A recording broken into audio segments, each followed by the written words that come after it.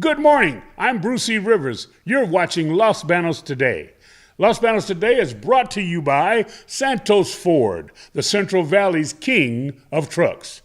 Call them today at 209-826-4921. Let me say that again, 209-826-4921. You can find them located at 617 West Pacheco Boulevard. Don't forget that name, Santos Ford, the Valley's king of trucks. Good morning, everybody. Bruce Rivers with Los Banos Today. I'm here today, and we're sponsored by Santos Ford, the king of Valley trucks.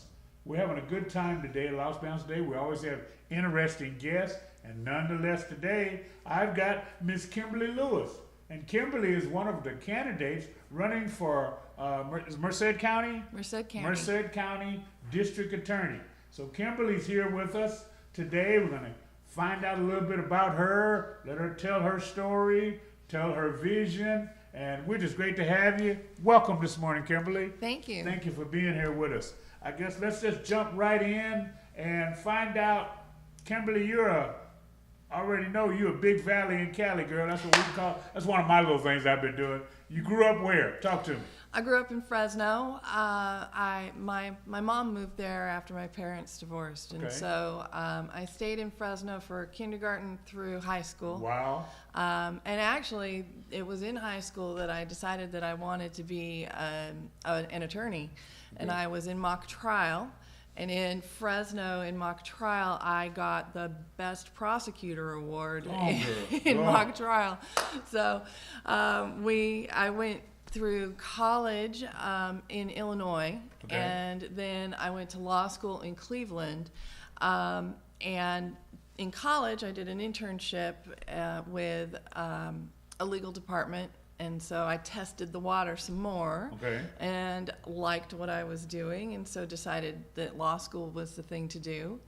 And then in law school, at the very end, I took a criminal procedure course and aced it, loved it. It was really a great class, and it was the last semester of law school, and so it surprised me because I had not expected to think about criminal law at all.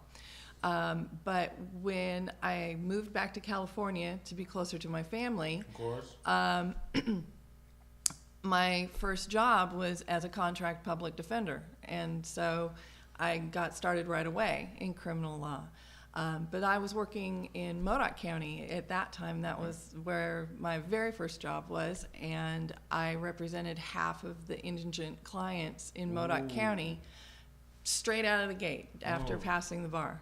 Where's Modoc at? I know where that's at. So Modoc is the most northeastern corner of the state of California. So right between Oregon and Nevada. Okay. Yeah. Wow. And so as a first-year attorney, I had both felony and misdemeanor cases. And I took 10 cases to trial that year and had good success in defending my clients. But my husband lost his job, and so we needed to relocate. And we both started looking for jobs. Merced County hired me, and so I came to work in Merced County in 1998 at the district attorney's office and became a deputy district attorney. Go ahead, girl. Listen, you said criminal. You took criminal procedure class. Is that what it was? You said? Yes. So I guess there's civil procedures and criminal procedures. Is that right? Exactly. Am I right? Okay. Yes, exactly. My daughter graduated from Santa Clara University with her jurisprudence degree. Okay. And she's here getting ready to take the bar. Wow. She very directed, my oldest daughter, very directed. She was, I'm going to go to college, have 4 kids. When they get to this level, then I'm going to take the bar. I have no doubt she'll pass it because she's done everything. So I'm familiar with that law stuff going on. I have 4 children too, but I did it in reverse order. So you're not a stay-at-home mom, that's for sure. No, I actually got pregnant with my first child while I was in law school. Look at you. And so he was born in the middle of my 3rd year, but I still graduated on time. That's what I'm talking about. Perseverance. Absolutely. You got to go get it. You hear that, young people? You can make it. Don't let circumstances mess up your circumstances. I'm going to say it that way.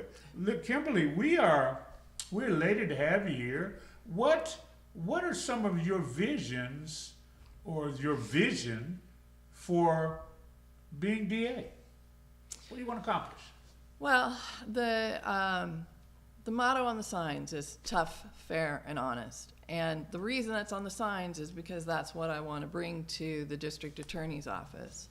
One of the things that I've heard when I'm going through the community and speaking to people is that there is a deep concern that, that because of Proposition 47 and Proposition 57, that the penalties for offenses, it seems to be reduced in the community's minds, because there is this sense that people who are being arrested and charged with crimes are being released very quickly. Okay. And there is also a sense among law enforcement that that even though they're working really hard on investigating their cases and bringing solid investigative work to the district attorney's office, that their cases are being rejected and that charges are not being filed.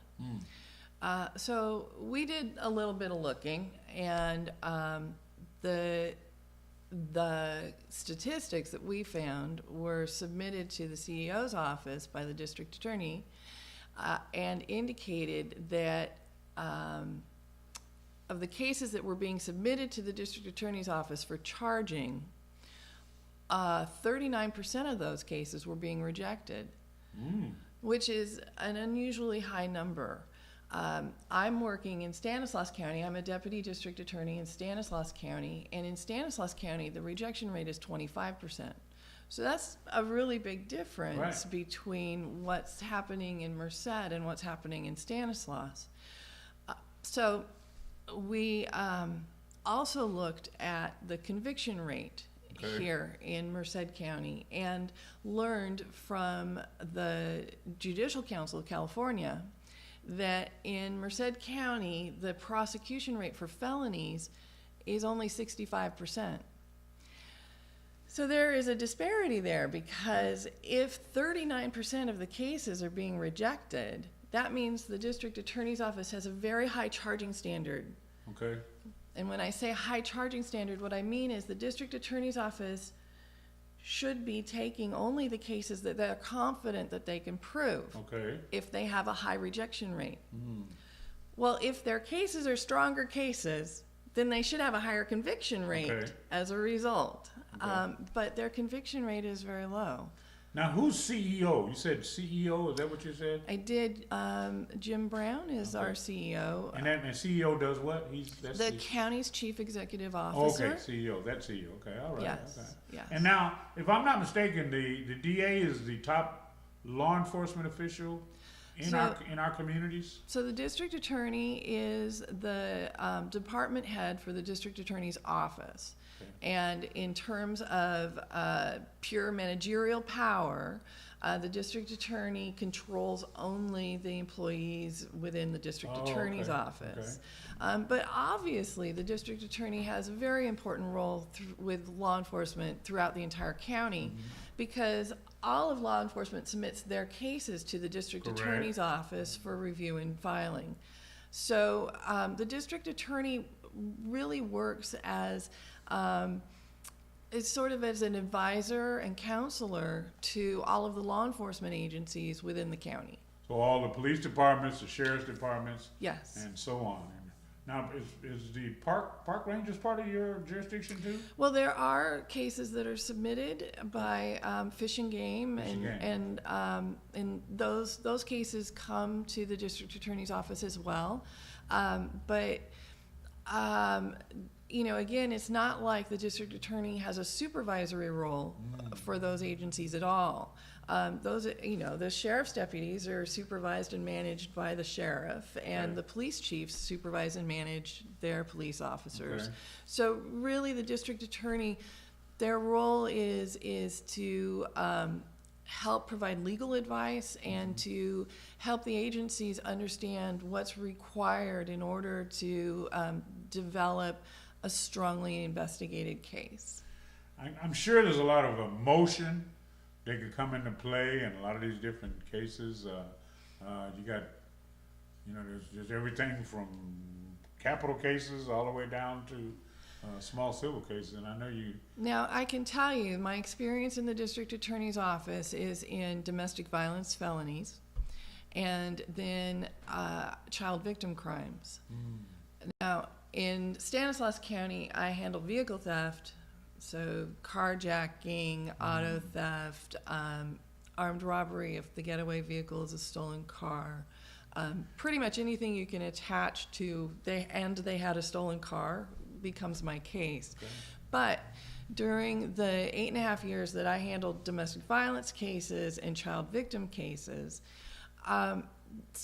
you look at those and you would think that those are the most emotional kinds of cases that would come to you, because you're dealing with families and you're dealing with child victims, and families are very protective of their child victims. Sure.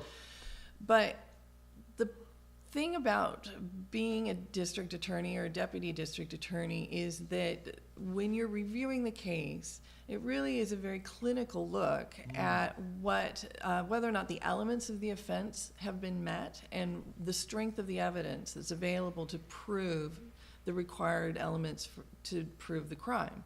So you have to go through this process of eliminating the emotions that are associated with it, because you have to have this very, really, honestly, it's a cold-hearted approach to analyzing a case. So the things that relate to the politics going on at the moment, or the stature of the people that are involved in the case, all of those things need to be outside of the consideration that is contained within the district attorney's office.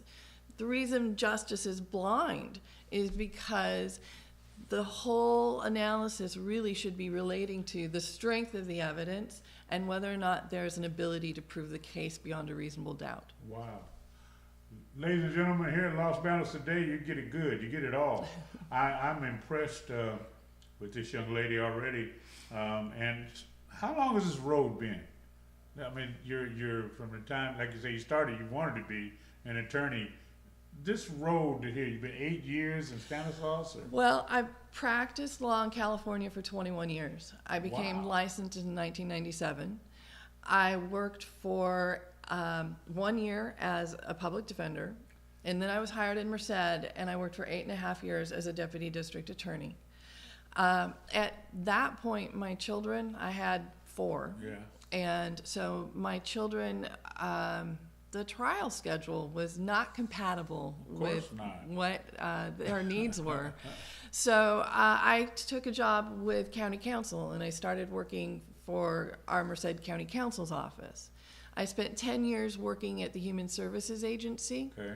So I have 8.5 years of experience with employment law. I advised the largest county department. They have over 500 employees. And I advised them in their management issues. So performance problems, and then any sort of behavior problems that were just specific incidents of poor behavior.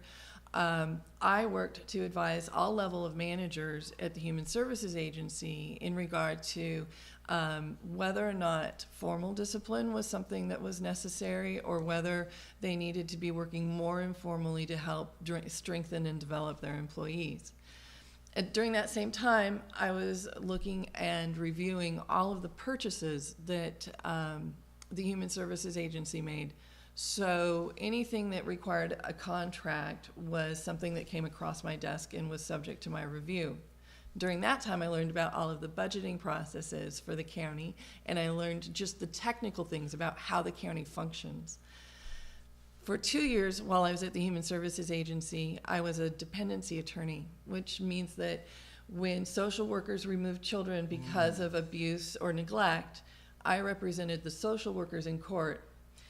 My office was right in the midst of the social workers, and my door was always open so that social workers could come in at any time to talk about their case with me, and I worked with them one-on-one to help strengthen their reports and develop a case that would be sustained in dependency court.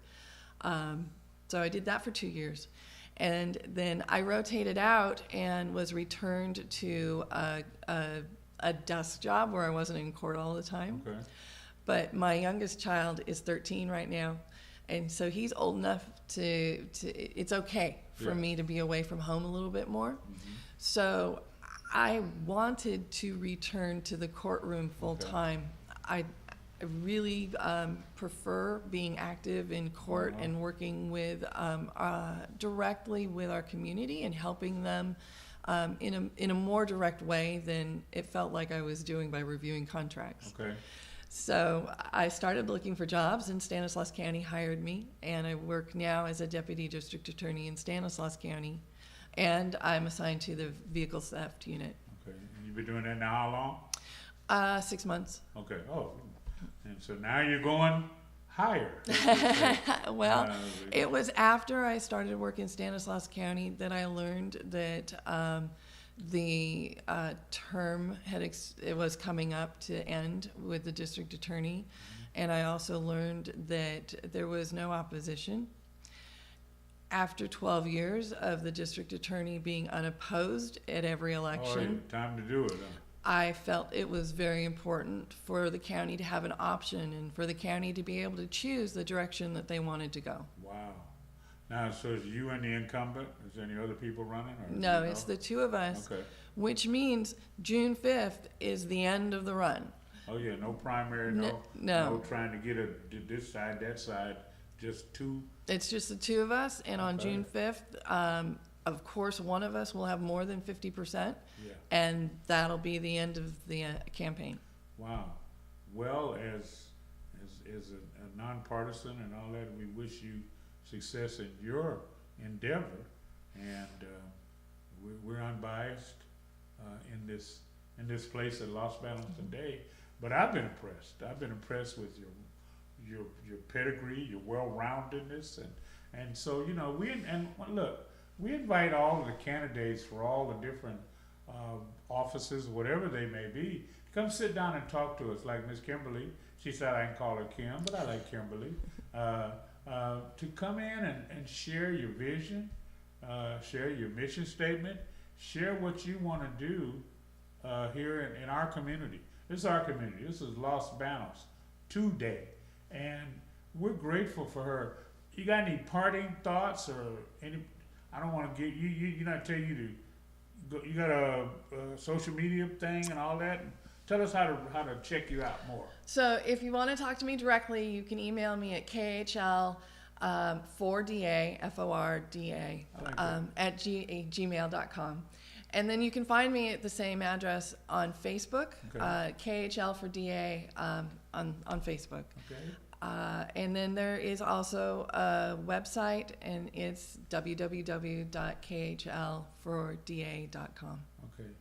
I'm gonna say, what's the H for? I got the middle. It's Helms. Okay. So I was married just in September of last year. Hey. So all of my work with the County of Merced was as Kimberly Helms. So in Stanislaus, everybody knows me as Kimberly Lewis, but because my work here in Merced was under Kimberly Helms, there was a need to be sure that people knew who I was. There you go. And so it's Kimberly Helms Lewis, and I'm the same person who prosecuted all of those domestic violence crimes and the child victim crimes.